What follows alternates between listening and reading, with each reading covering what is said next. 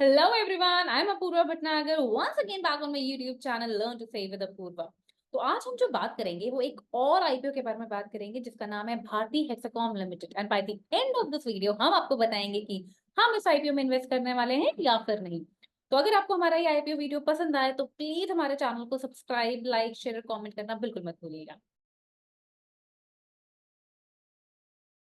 तो आइए चलिए अब बात करते हैं कंपनी के बारे में। तो कंपनी इनकॉर्पोरेट हुई थी 1995 में। भारतीय Hexacom limited fixed line telephone और ब्रॉडबैंड सर्विसेज प्रोवाइड करती है अपने कस्टमर्स को इंडिया के राजस्थान और नॉर्थ ईस्ट टेलीकॉम सर्कल्स में। दिसंबर 31 2023 तक कंपनी ने 206 बिलियन इन्वेस्ट किया था फ्यूचर के लिए इन डिजिटल इंफ्रास्ट्रक्चर। प्लस कंपनी के 27.1 मिलियन कस्टमर्स थे अक्रॉस 486 टाउन्स में एंड 616 डिस्ट्रीब्यूटर्स और 89,454 रिटेल टच पॉइंट्स थे डिस्ट्रीब्यूशन नेटवर्क में। एंड फाइनली कंपनी के 19,144,000 डेटा कस्टमर्स थे जिनमें से 18,839,000 4G और 5G कस्टमर्स थे। अब आइए चलिए डिस्कस कर लेते हैं कंपनी के बिजनेस के बारे में। तो कंपनी का बिजनेस है to provide consumer mobile services, fixed line telephone and broadband services अपने कस्टमर्स को। कंपनी ये ऑफर जो देती है वो एयरटेल ब्रांड के अंडर ऑफर करती है। कंपनी के पास कस्टमर्स को एंगेज रखने के लिए बहुत से डिजिटल ऑफर्स हैं like customized offers related to family plans और converge plans under Airtel black proposition. Company continuously invest कर रही है अपने नेटवर्क टेक्नोलॉजी सबको एक्सपैंड करने के लिए। अब आइए डिस्कस कर लेते हैं risk attach with the company, ये बहुत इंपॉर्टेंट है।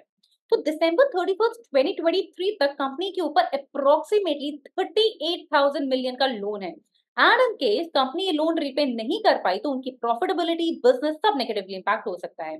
सेकेंड, कंपनी के नॉन कन्वर्टेबल डिबेंचर्स जो एनसीडीज होते हैं वो एनएसई पर लिस्टेड हैं एंड कंपनी को उससे related rules and regulations follow करने होते हैं एनसीडी से रिलेटेड। बट सिंस ये एक high value debt listed company है, जैसे कि अभी हमने आपको बताया कि इसके ऊपर डेट बहुत ज्यादा है, कर्ज बहुत ज्यादा है, तो एडिशनल कंप्लायंसेस भी कंपनी को फॉलो करने होते हैं एनसीडी से related. And in case company ने कोई भी रूल या रेगुलेशन फॉलो नहीं किया तो वो कंपनी का बिजनेस, फाइनेंशियल कंडीशन, ऑपरेशन सब नेगेटिवली इंपैक्ट कर सकता है। नेक्स्ट, कंपनी कुछ वेंडर्स जैसे Ericsson India private limited, Nokia solutions and networks India private limited and Ceragon networks limited पर डिपेंडेंट है अपने क्रिटिकल नेटवर्क इक्विपमेंट और सर्विसेज के लिए। एज ऑफ December 31 2023 तक में 73.50% जिसकी वैल्यू लगभग 11,000 मिलियन थी वो आई थी उनके टॉप 5 सर्विस प्रोवाइडर से। तो इन फ्यूचर कोई भी ब्रीच या फिर नॉन कंप्लायंस या फिर कोई वेंडर अच्छे से परफॉर्म नहीं कर रहा हो और या फिर कंपनी ने उस वेंडर को ही टर्मिनेट कर दिया तो वो कंपनी के बिजनेस ऑपरेशन सबको नेगेटिवली इंपैक्ट कर सकता है। एंड साथ ही साथ इन केस ये अगर वेंडर कंपनी ने टर्मिनेट किया है तो नए सप्लायर या फिर वेंडर को ढूंढने के लिए एडिशनल कॉस्ट भी लग सकती है जो भी कंपनी को इन टर्न जो है फाइनेंशियली नेगेटिवली इंपैक्ट कर सकता है। अब आइए जान लेते हैं इंडस्ट्री ओवरव्यू। तो इंडिया में इकोनॉमिक ग्रोथ में टेलीकम्युनिकेशन का अच्छा सपोर्ट रहा है। अगर हम 2017 से 2024 की अगर हम बात करें तो department of telecommunication that is DOT ने 22.3% सीएजीआर से फंड एलोकेशन किया था टेलीकम्युनिकेशन को। फिस्कल 2024 की अगर हम बात करें तो उसमें 975.8 बिलियन एलोकेट किया था टेलीकम्युनिकेशन मिनिस्ट्री ने जो अप्रोक्सीमेटली 2% था ओवरऑल बजट का। ये भी एक अच्छी वैल्यू थी एंड ये value 19% year on year increase हुई है। लेकिन जिसमें से 530 बिलियन, मतलब अगर आप देखें तो 975 बिलियन में से 530 बिलियन अप्रोक्सीमेटली हाफ से भी ज्यादा की वैल्यू बीएसएनएल को ही एलोकेट हो गई थी। अब आइए जान लेते हैं ऑब्जेक्ट्स ऑफ द इशू। तो कंपनी का जो ऑब्जेक्ट मोस्टली लग रहा है वो है फॉर लिस्टिंग बेनिफिट्स। अब आइए जान लेते हैं कंपनी के फाइनेंशियल्स। तो कंपनी के अगर आप हमारी फाइनेंशियल्स देख रहे हैं तो आपको ये साफ नजर आ रहा होगा कि कंपनी के जो एसेट्स हैं और रेवेन्यू है वो हमें बढ़ते हुए नजर आ रहे हैं सिंस 2021 से लेकर के December 31 2023 तक, जो एक बहुत ही अच्छा साइन है। बट अगर हम प्रॉफिट आफ्टर टैक्स देखें तो वो हमें कम होता हुआ नजर आ रहा है एंड टोटल बोरोइंग्स हमें वो बढ़ती हुई नजर आ रही है जो एक अच्छा साइन नहीं है। डेट टू इक्विटी रेशियो की अगर हम बात करें तो वो 1.41 है जो बहुत ज्यादा है and this is as on December 2023, जिसका मतलब है कि कंपनी के ऊपर कर्ज बहुत ज्यादा है जो एक अच्छा साइन बिल्कुल भी नहीं है। एंड इवन अगर हम देखें ईपीएफ और return on equity that is ROE तो वो हमें कम होता हुआ भी नजर आ रहा है। अब आइए जान लेते हैं कंपैरिजन विद पीयर्स। तो जैसे आप देख सकते हैं हमारी स्क्रीन पर, अगर हम कंपेयर करें भारतीय हेक्साकॉम को उसकी पीयर कंपनी भारती एयरटेल के साथ तो कंपनी हमें उतना अच्छा परफॉर्म करती हुई नजर नहीं आ रही है। अब आइए कंपनी के प्रॉस देख लेते हैं। तो क्रिसिल और इंडियन रेटिंग्स के अकॉर्डिंग कंपनी को A1 प्लस रेटिंग मिली है for commercial paper and AA+ stable for non convertible debentures that is NCD by CRISIL rating, जो कि बहुत अच्छी रेटिंग है।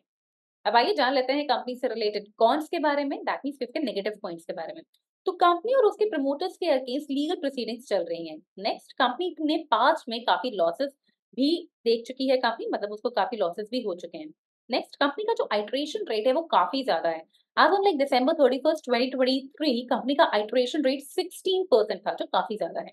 तो इन नटशेल अगर हम बात करें तो कंपनी हमें फंडामेंटली स्ट्रांग नजर नहीं आ रही है। डेट टू इक्विटी रेशियो की बात करें तो वो 1.41 है, जो काफी ज्यादा है। दैट मींस की कंपनी का पदकार हमें बहुत ज्यादा नजर आ रहा है, जो एक अच्छा साइन बिल्कुल भी नहीं है। ROE ROCE के वैल्यूज देखें तो वो बहुत ही कम है। कंपनी के अगर कॉम्पिटिटर्स को हम देखें तो कंपैरिजन अगर हम करें भारतीय एयरटेल के साथ, तो कंपनी हमें उतना अच्छा परफॉर्म करती हुई नजर नहीं आ रही है। IPO की इश्यू साइज की अगर हम बात करें तो वो 4275 करोड़ का है। दैट मींस 4275 करोड़ का, जो कि बहुत ही बड़ी वैल्यू है। बट ये सारा का सारा पैसा उन शेयर होल्डर्स के पास जाएगा जो अपने शेयर सेल आउट कर रहे हैं, एंड इसमें से एक भी पैसा कंपनी के पास नहीं जा रहा है, जो एक बहुत बड़ा साइन है, नेगेटिव साइन है। GMP की बात करें तो वो एट प्रेजेंट 32 रुपीज है, विच इज लाइक अप्रोक्सीमेटली 5%, जो कि हमें अभी आते हुए दिनों में थोड़ा कम होता हुआ भी नजर आ रहा है। ओवरऑल अगर हम कंपनी के फंडामेंटल्स देखें, risk attached comparison with peers, IPO के इशू साइज की बात करें, GMP, इन सबको देखते हुए we are definitely not going to invest in this company. अब आइए जान लेते हैं IPO डिटेल्स के बारे में। तो कंपनी का IPO ओपन होगा 3 अप्रैल 2024 को, एंड क्लोजिंग डेट है 5 अप्रैल 2024। कंपनी का प्राइस बैंड है ₹542 से ₹570 पर शेयर का। ये कंपनी दोनों जगह लिस्ट होगी, NSE BSE में। तो अगर आपको हमारा ये IPO रिव्यू पसंद आया हो, और अगर आप हमारे ऐसे IPO रिव्यूज और देखना चाहते हैं, तो प्लीज हमारे चैनल को सब्सक्राइब, लाइक, शेयर और कमेंट करना बिल्कुल मत भूलिएगा। Thank you.